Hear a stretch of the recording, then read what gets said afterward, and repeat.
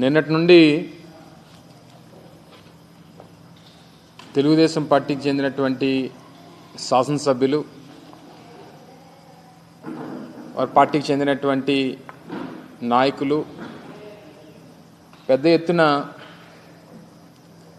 రిషికొండ మీద జరిగినటువంటి ప్రభుత్వ కట్టడాలకు సంబంధించి ప్రభుత్వంలో భాగస్వాములైనటువంటి ఒక డిపార్ట్మెంట్కి సంబంధించినటువంటి నిర్మాణాలని గడిచినటువంటి మా ప్రభుత్వంలో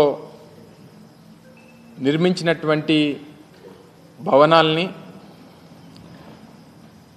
అవేవో వైఎస్ఆర్ కాంగ్రెస్ పార్టీ నాయకత్వానికి చెందినటువంటి సొంత భవనాల్లాగా లేదా జగన్మోహన్ రెడ్డి గారికి సంబంధించినటువంటి సొంత భవనాల్లా చిత్రీకరించి రాష్ట్ర ప్రజల్ని ఏమార్చేటువంటి ప్రయత్నం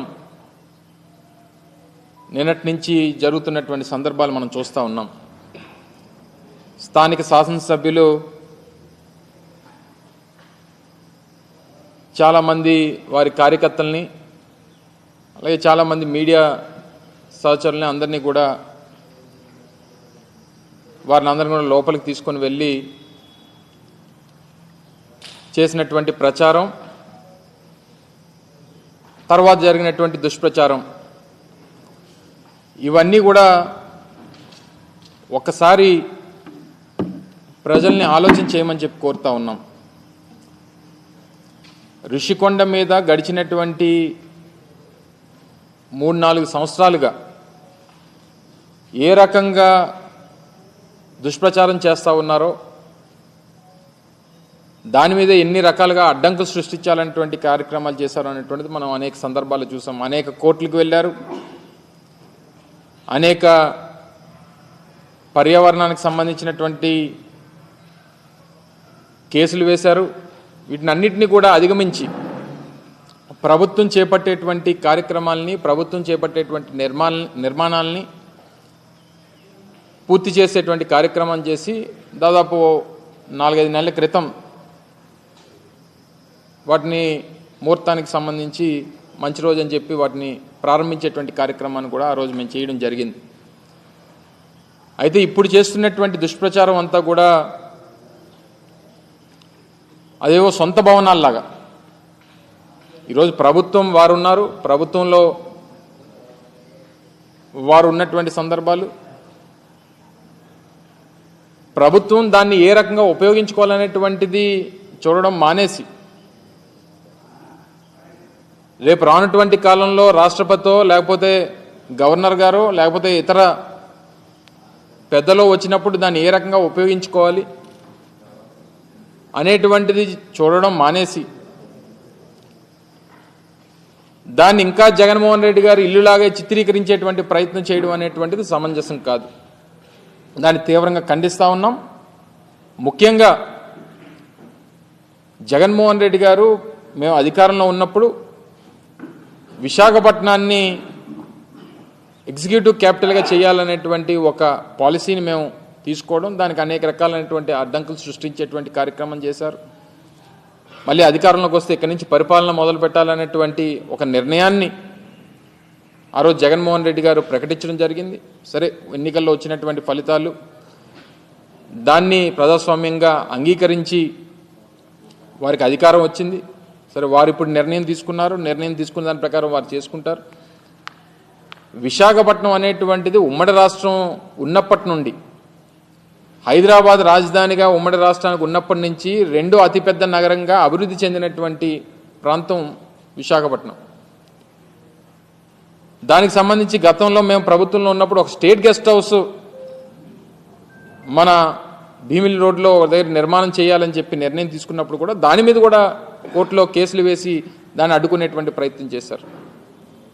జగన్మోహన్ రెడ్డి గారు విశాఖపట్నానికి రాజధానిగా ప్రకటన చేసిన తర్వాత ఆ నిర్ణయంతో ముందుకు వెళ్ళాలనేటువంటి ఆలోచన చేసినప్పుడు దాని మీద ఒక కమిటీ మేము ఆ రోజు ముఖ్యమైనటువంటి ఐఏఎస్ అధికారులందరినీ కూడా సీనియర్ ఐఏఎస్ అధికారులతో ఒక కమిటీ వేయడం, వారు కూడా దానికి సంబంధించి ఈ భవనం అయితే బాగుంటుందనేటువంటి అభిప్రాయాన్ని తెలియజేయడం,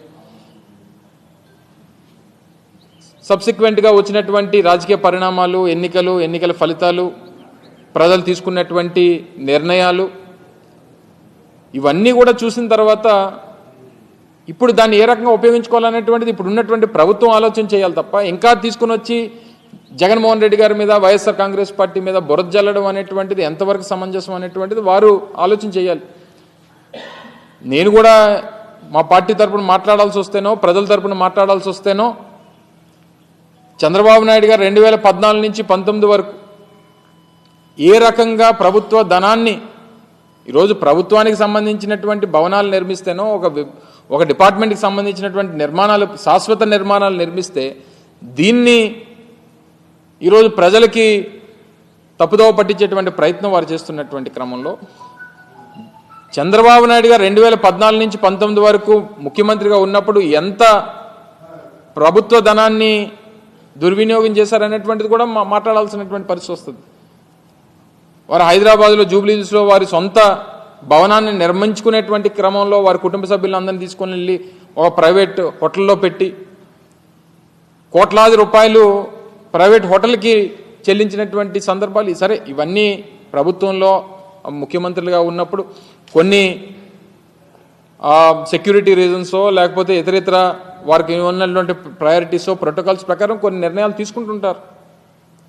అవన్నీ తవ్వుకుంటే ఇప్పుడు అనేక రకాలైనటువంటి విమర్శలు చేయాల్సినటువంటి పరిస్థితి. ఈ సమయంలో మేము విమర్శలు చేస్తే ఇప్పుడే అధికారంలోకి వచ్చారు కాబట్టి మీరు చూసి తట్టుకోలేకపోతున్నారో, లేకపోతే ఇంకోటో అనేటువంటి ఒక దుష్ప్రచారాన్ని మళ్ళీ మా మీద చేసేటువంటి ప్రయత్నం చేస్తారు.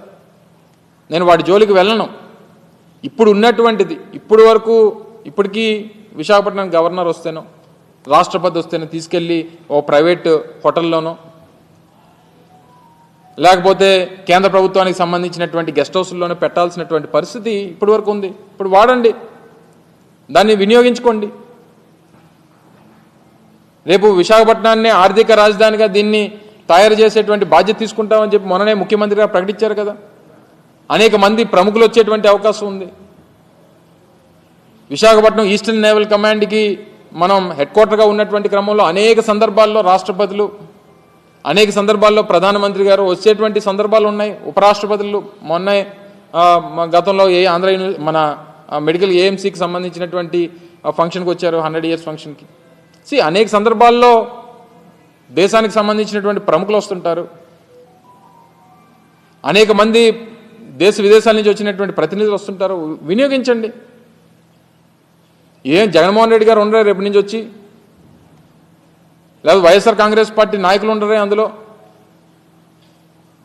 ప్రభుత్వానికి సంబంధించి టూరిజం డిపార్ట్మెంట్కి సంబంధించినటువంటి నిర్మాణాలు, దాన్ని ఏ రకంగా వినియోగించుకోవాలనేటువంటిది చేయండి. 4-5 బ్లాకులు ఉన్నాయి అందులో. అది ప్రజలకు వినియోగిస్తారా, లేకపోతే టూరిజం వినియోగిస్తారా, లేకపోతే ప్రభుత్వం సంబంధించినటువంటి అతిథి గృహాలుగా వినియోగిస్తారా అనేటువంటిది నిర్ణయం తీసుకోండి. మీ విధానం ప్రకారం అమరావతిని రాజధానిగా కొనసాగించాలనేటువంటి నిర్ణయం తీసుకున్నారు. గుడ్, మీకు అధికారం వచ్చింది, మీరు నిర్ణయం తీసుకున్నారు. గతంలో మేము చెప్పినట్టుగా నిర్ణయం మంత్రి గారు మాట్లాడుతూ 1,00,000 కోట్ల రూపాయలు ఖర్చు అవుతుంది అనేటువంటి మాట మాట్లాడారు.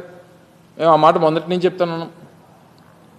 ఈ 5 సంవత్సరాలు అయ్యేసరికి ఆ 1,00,000, 2,00,000 కోట్లు అవ్వచ్చు. సరే, ఏదైనా మీ ప్రభుత్వం ఒక నిర్ణయం తీసుకుందా, నిర్ణయం ప్రకారం వెళ్తుంది.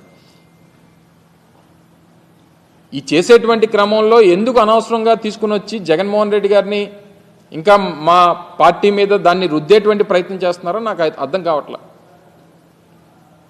దాదాపు గత 5 సంవత్సరాలు 2014 నుంచి 19 మధ్యలో 5-6 వేల కోట్ల రూపాయలు అమరావతి మీద కేవలం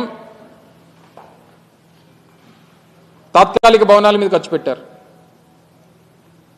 తాత్కాలిక భవంతులు కట్టి వేల కోట్ల రూపాయలు ఖర్చు పెట్టేటువంటి కార్యక్రమం చేశారు. ఇది శాశ్వత నిర్మాణాలు. అవి ప్రభుత్వానికి సంబంధించింది, ప్రభుత్వం వినియోగించాల్సినటువంటి అవసరం ఉంది. ప్రభుత్వం దానికి సంబంధించినటువంటి నిర్ణయాలు తీసుకోవాల్సినటువంటి అవసరం ఉంది. అవి తీసుకోవడం మానేసి ఊర్లో వెనకాతలు ఉన్న కార్యకర్తలందరినీ కూడా అందులోకి తీసుకొని వెళ్ళిపోయి రేపు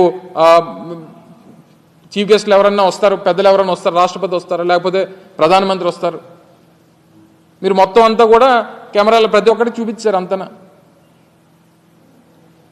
అంటే ఒక చీఫ్ గెస్ట్లో లేకపోతే విఐపీసో వివిఐపీసో ఉండేటువంటి దాన్ని బ్లూ ప్రింట్ అసలు బయటికి వెళ్ళడానికే లేదు. గతంలో మేము ప్రారంభించినప్పుడు కూడా మీరు అందరూ అడిగారు. నేను మంత్రిగా ఉన్న ప్రారంభంలో నేను కూడా పాల్గొన్నా. సో దీన్ని ఏ రకంగా వినియోగించాలనేటువంటి దాని మీద ప్రభుత్వం నిర్ణయం తీసుకోబోతా ఉంది. కొన్ని సెక్యూరిటీ రీజన్స్ ఉన్నాయి. డెఫినెట్గా నిర్ణయం తీసుకునేటువంటి క్రమంలో మళ్ళీ మీ దృష్టికి తీసుకొస్తాం అనేటువంటి మాట మీకు చెప్పాం. సో ఇవన్నీ మానేసి ఏదో మనకి అధికారం ఇచ్చారు కదా అని చెప్పి ఎక్కడికన్నా చూపించమనండి, అన్నిని అలాగే చూపించమనండి. గతంలో మేము 5 సంవత్సరాల్లో చేసినటువంటి అభివృద్ధి కార్యక్రమాలు కూడా అలాగే ఆ శాసనసభ్యుల్ని తీసుకొని వెళ్ళి చూపించమనండి. భోగాపురంలో ఇంటర్నేషనల్ ఎయిర్పోర్ట్ నిర్మాణం జరుగుతూ ఉంది, చూపించమనండి. ఇదిగో మీ 5 సంవత్సరాల్లో మీరు ప్రారంభించినటువంటి కార్యక్రమాలు, చేస్తున్నటువంటి పనులు ఇగో ఇవి చేశారు మీరు, చూపించమనండి. లేకపోతే మెడికల్ కాలేజ్ చూపించమనండి, విజయనగరం మెడికల్ కాలేజ్ చూపించమనండి. లేకపోతే ఉద్యానంలో కట్టినటువంటి హాస్పిటల్ చూపించమనండి, లేకపోతే వాటర్ ప్రాజెక్ట్ చూపించమనండి. లేకపోతే పాడేరులో మన మెడికల్ కాలేజ్ నిర్మాణం, నర్సీపట్నంలో మెడికల్ కాలేజ్ నిర్మాణం, లేకపోతే సాలూరులో tribal university, Parvathipuram medical college, Kurupam engineering college, ఇవన్నీ చూపించమనండి. నిర్మాణాలు జరుగుతూ ఉన్నాయి, కొన్ని నిర్మాణాలు పూర్తయిపోయినాయి. మూలపేటలో హార్బర్, మూలపేటలో మన పోర్ట్ నిర్మాణం జరుగుతూ ఉంది, చూపించమనండి.